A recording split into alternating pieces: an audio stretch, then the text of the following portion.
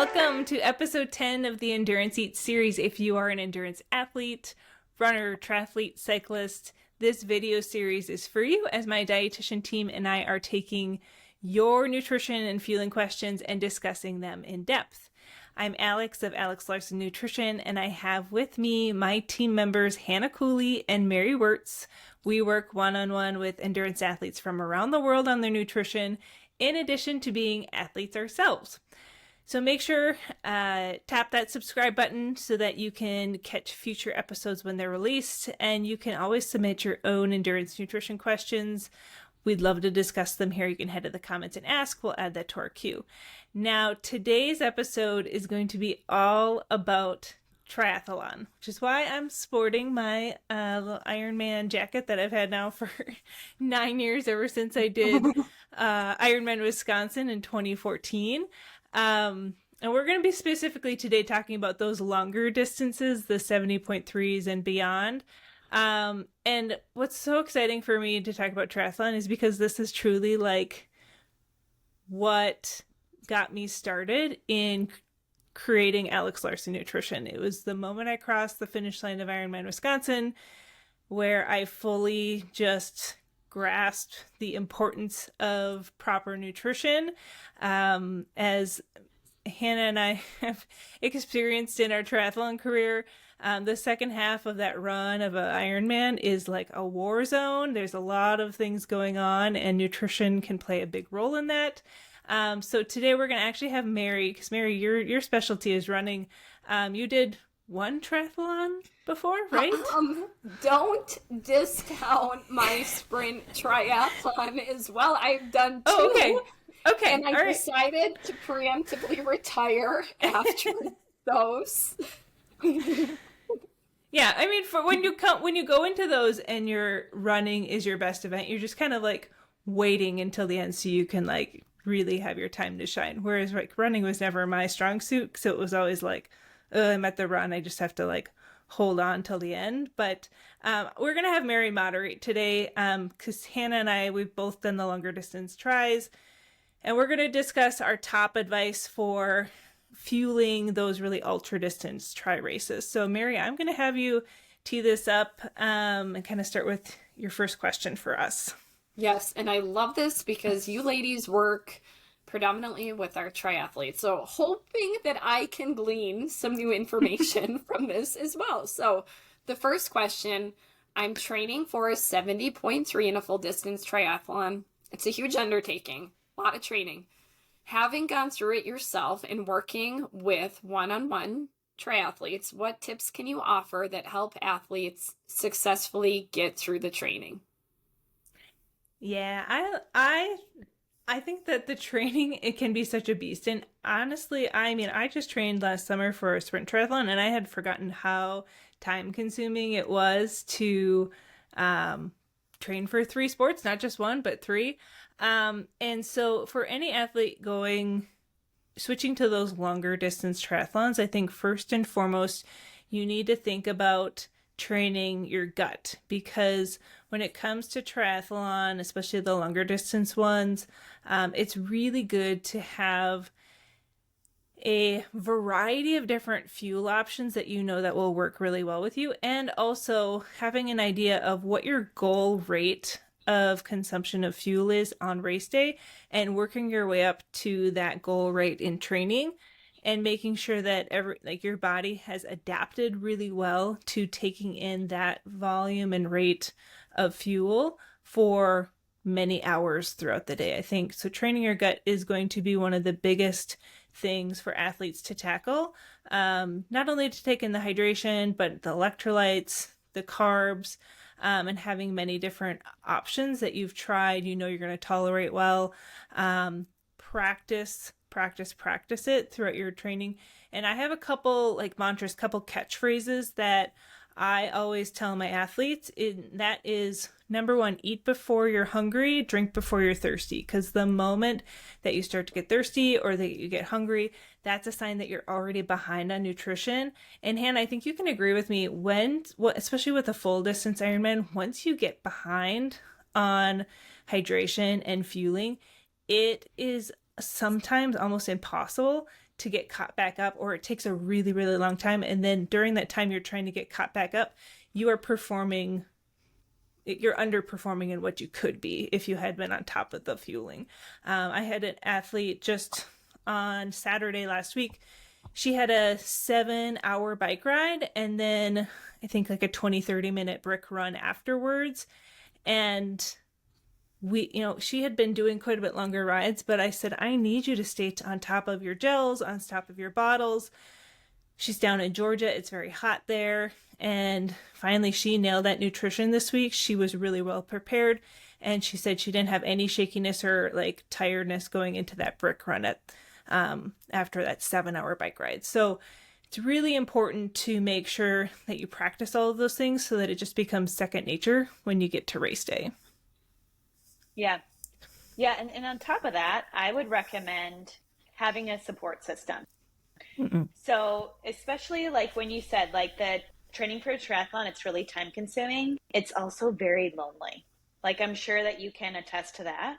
Yeah. So whether that's getting plugged into a master's group for the swim, having a go-to person that you do your rides with, or you join a running group, it doesn't have to be the same support system across all three sports. You can plug into a few different. And I think the nice thing about that too is that you're going to learn from other people. So I think educating yourself is huge, and understanding your goal rate of consumption of fuel per hour is important. I think that's good. But I think you can pick up a lot of things from other people too that's worked for other people, and just acting like a sponge. In my training for my first Ironman, which was Madison, Alex's as well, I did it in 2018. I did not have a coach for that year. I had no idea like what my like nutrition should be per hour, but I loved that summer because I had so many different groups that I was a part of, and the process to get to the Ironman was so fulfilling and so fun, because it truly felt so social. Like that's where all of my social outings actually became, was my workouts. And so the process to get to the starting line was truly more fun than the race itself. All right, so that leads me to the question for all three of us here. What is more enjoyable? Which do you prefer, the training or the race? Because Hannah and you and I have talked about this before. So where are you guys at? I think, yeah, I think I enjoy, it's hard. I love the outcome, but I really enjoy the training. I feel like as a mom, it's just my one major outlet of just stress relief and that time to myself that I feel like I need to be able to be a better human and mom in general. So I think I really value the training for a variety of reasons beyond the physiological benefits. Hannah, what about you?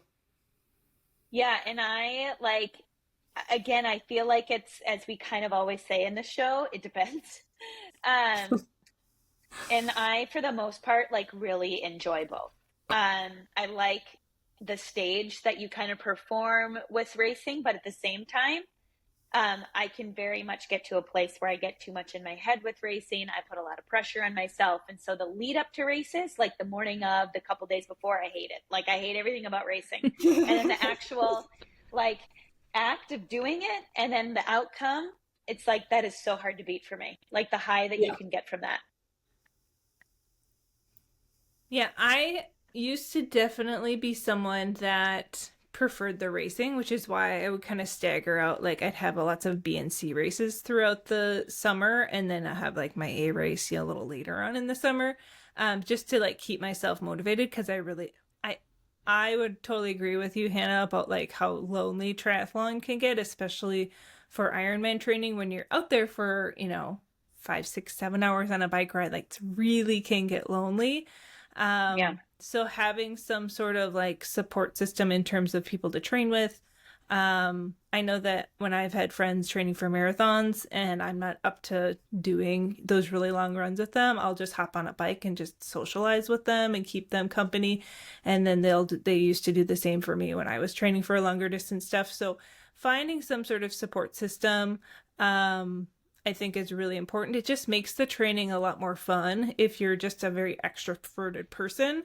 But the races are just the best, like especially with triathlon. I think that's what I love the most about them is the energy of triathlon and the warm, welcoming feeling that a lot of triathlon events give here. And I mean, my experience really is just here in Minnesota and then Wisconsin, but in the Midwest here, like the triathlons are so supportive and like there's just nothing like it in my mind. So I mean that's why I just have to say the races. But I will say I did poll my Instagram audience at one point and asked them which they preferred.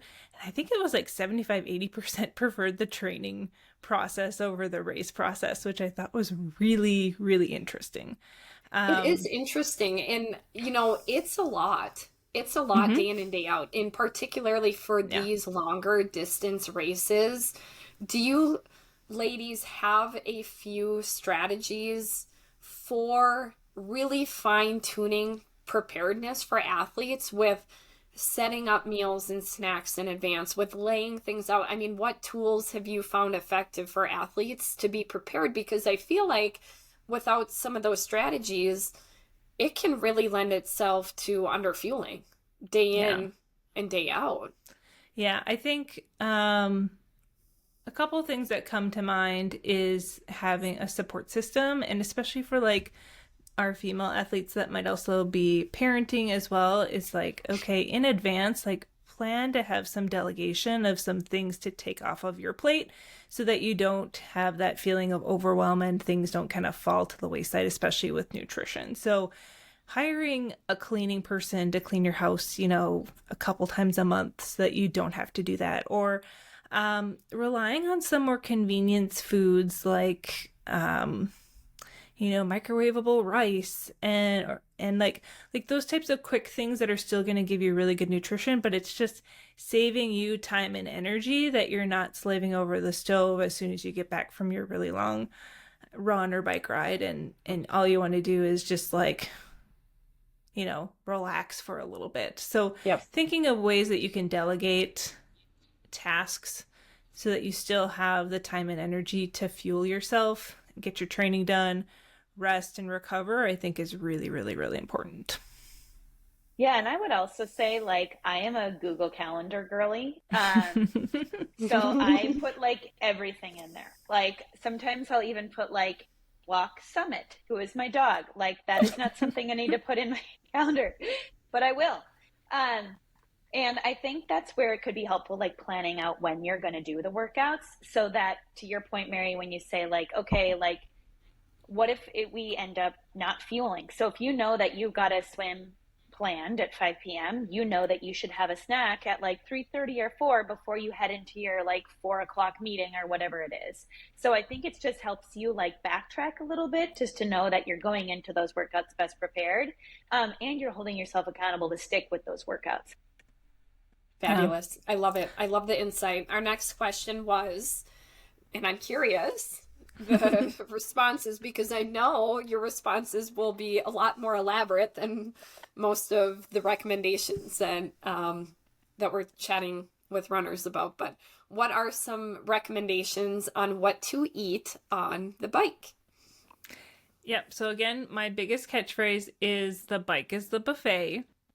Hands down. When you think about, especially for like an Ironman, that is the time of the race where you're spending the longest chunk of your day is typically on the bike.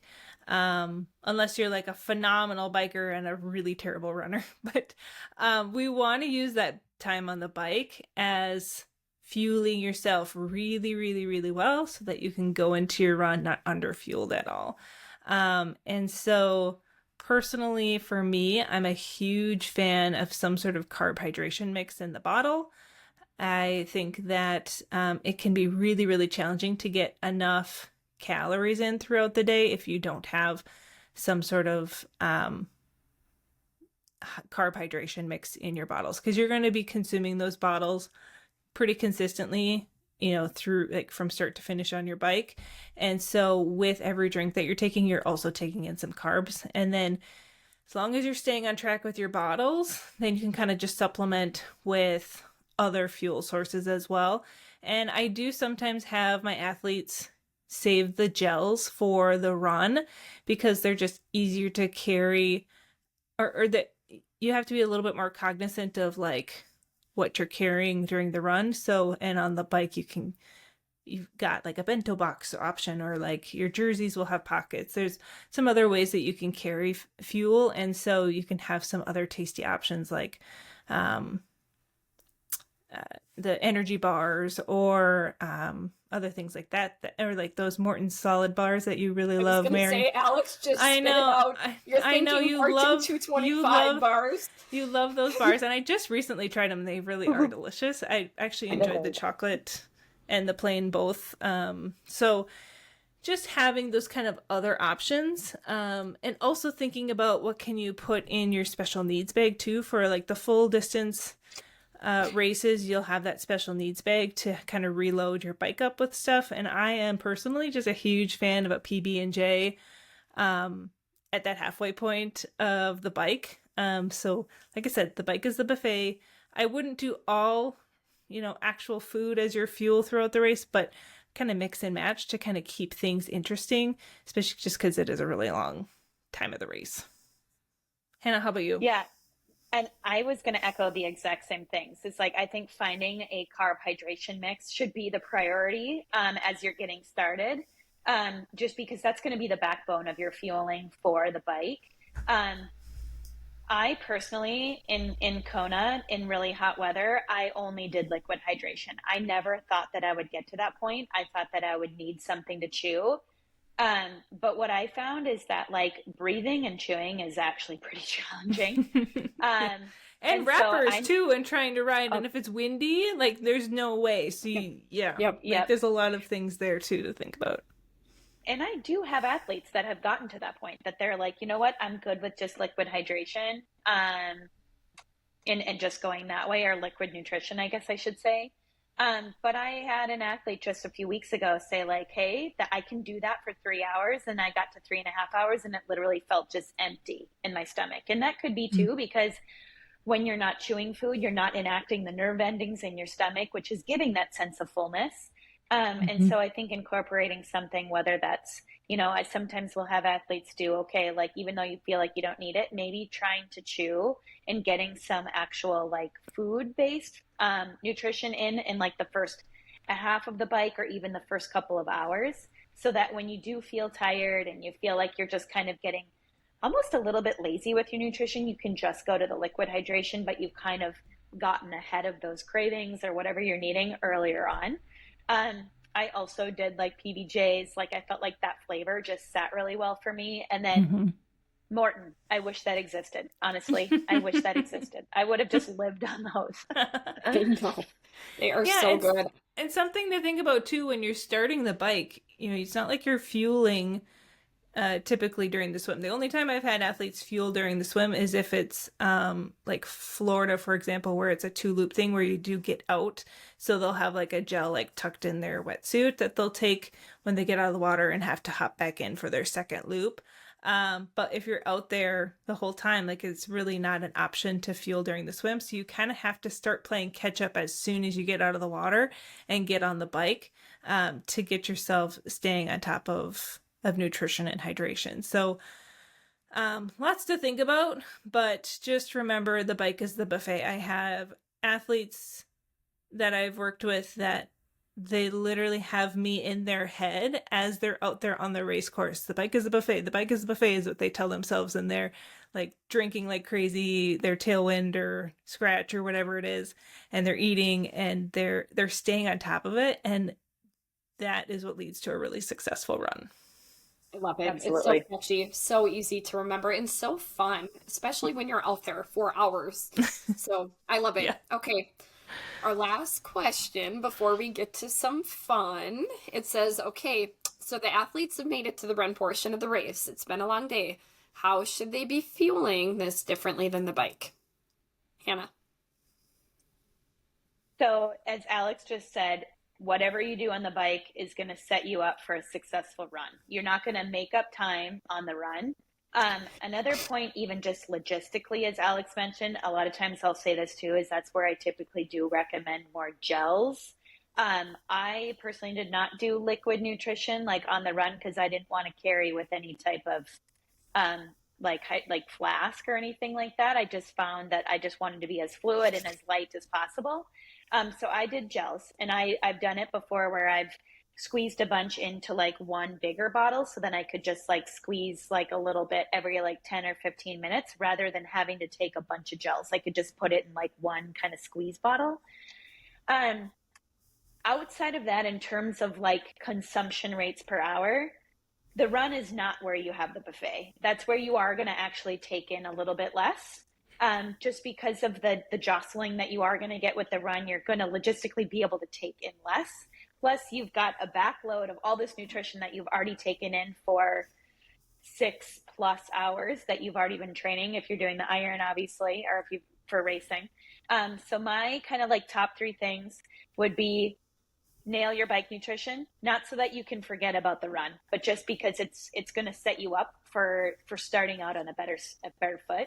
You're going to take in less per hour in terms of carbohydrate, not necessarily hydration, however.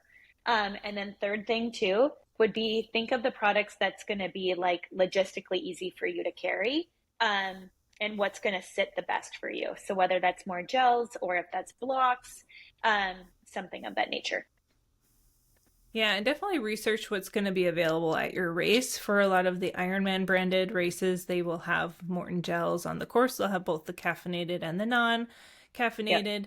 Yep. I can't remember which. Oh, it's Gatorade Endurance, I think, is usually the like hydration option other than plain water. So if you don't like Gatorade Endurance, or you at least know that you can tolerate it, it's an option there. Or you can take with some sort of electrolyte based salt tablets or something like that, and then just use water and salt tablets to keep yourself hydrated and on top of the electrolytes. Something to think about too is a lot of times when you're starting the run, it's usually at like the hottest time of the day, so you really want to make sure that you are staying on top of that. If you're getting into the evening hours where it's cooling down, then you're not going to be sweating as much. Then you can dial it back a little bit, but I would still try and stay on top of it.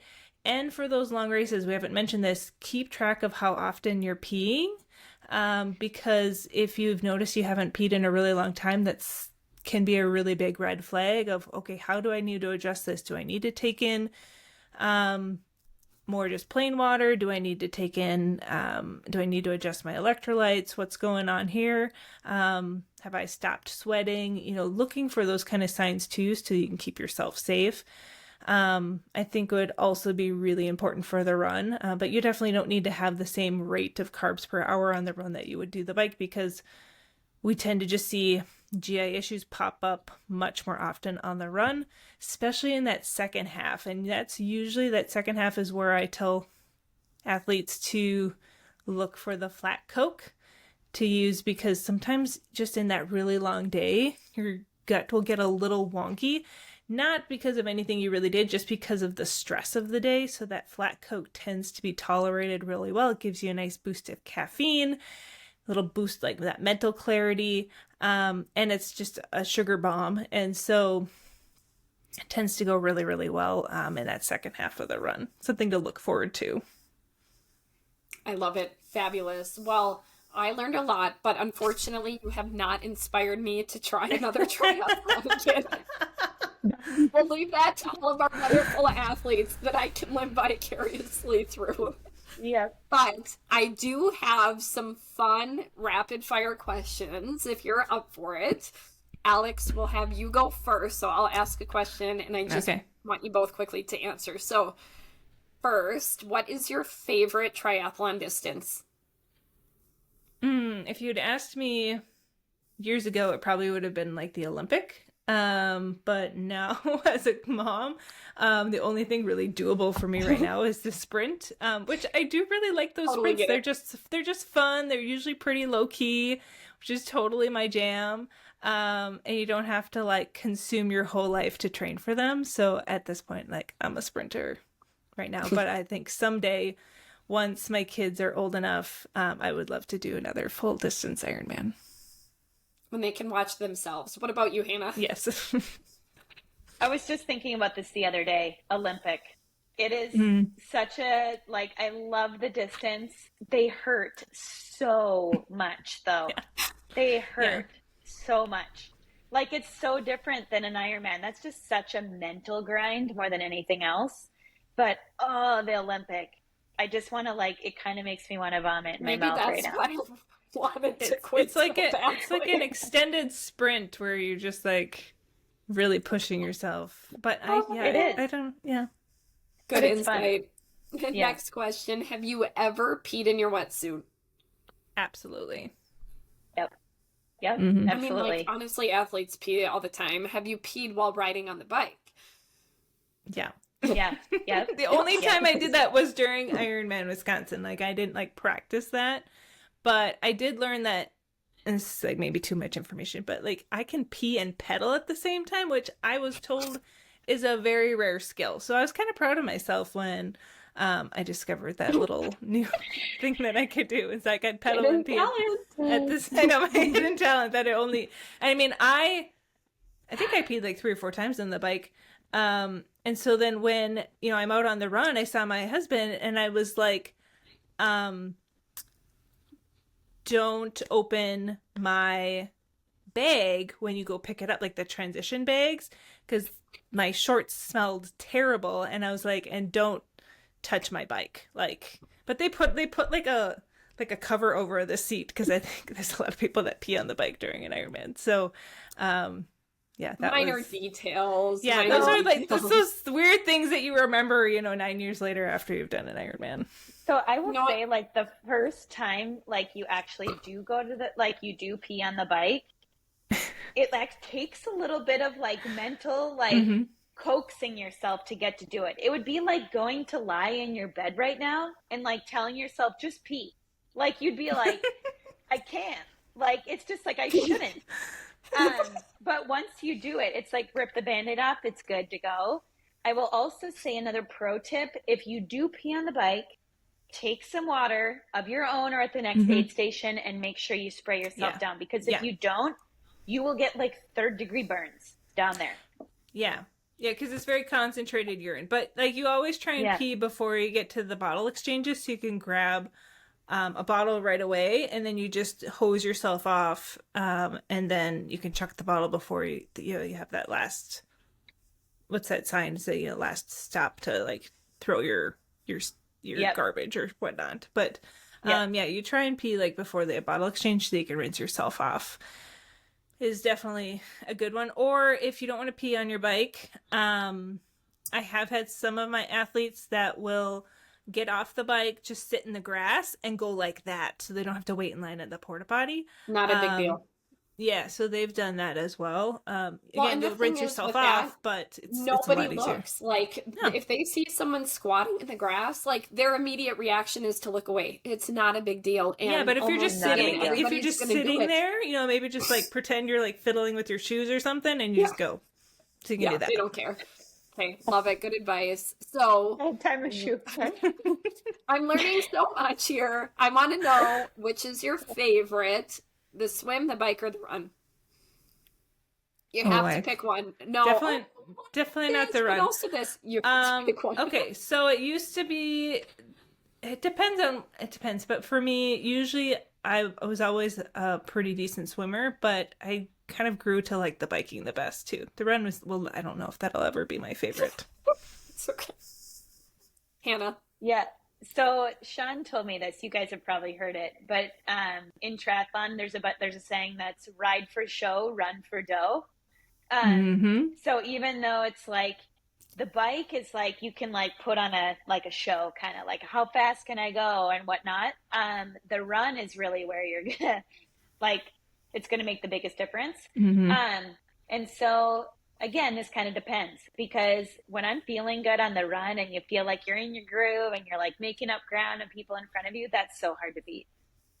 But when you're going never backwards, been me. Never been me. Yeah. Unfortunately. That's my dream someday. Hannah did not answer the question. Hannah, that was not an answer. You can pick one, the swim, the bike, or the run. The run. the run. Okay. I knew it. Okay, next question. Yeah. And I threw this in there. I know it's unrealistic, but we're just going to pretend. If you could only choose one sports nutrition product to fuel with during your triathlon race, what would it be? Ooh. And if it was a long distance one, I would pick the... Oh my God, it would be the Morton drink mix, the 320. That would be what I would pick. Well, okay. Ooh, but it doesn't have enough salt. This is so hard, Mary. Oh. You'd have to like lick your own sweat at that point. Well, if you salt loaded with your carb load, I think actually, no, I use Scratch high carb. That's what I would say. That one. Scratch high carb. Yeah. I forgot about that one. And it's such a, such a benign taste too, compared to so many of the other high carb drink mixes. Okay, love it. Love your answers. Last question. Favorite carb to carb load with prior to an Ironman? Okay, so the morning of are you talking about like to carb load? Just in the carb load. Okay, so not the morning of, because the morning of I have like no 3 appetite. days in advance. I would pancakes with syrup. Always going to be my go-to. Say that. I know. Yeah, pancake. Okay, we have the best recipe, by the way, on our blog. All of our athletes should know this, by the way. Yeah. I know. They should. Yeah, I do have a pancake recipe on there that is like the bee's knees. It took me 2 years to refine. Long story about why I did that, but it's so good. Okay, Hannah, what was yours? So when in Kona, there is a spot on Ali'i Drive called Basic Acai. And you can get these acai bowls that are like, they come in like this plastic like cup, and they're like this big. I'm not even kidding. They're so good. So that would be like for Kona. Otherwise, Lucky Charms. Love it. Girl, you and your cereal ideas. We just love it. Yes. So good. Perfect. Well, that's it. Those are all of my questions. I love it. All right. We're going to wrap up this episode. As a reminder, please make sure to tap that subscribe button. Show your support to us and our goofiness here in the comments, especially if you have any insight in your own triathlon experience. If you are needing help with your long-distance triathlon fueling, this is exactly what we are here for. We are always looking to sign on new athlete clients into our one-on-one nutrition coaching program. I'll include a link to our coaching applications in the show notes below too. So, and you can always head to alexlarsonnutrition.com to find details about the program. So anyways, until next time, you guys stay fueled, my friend.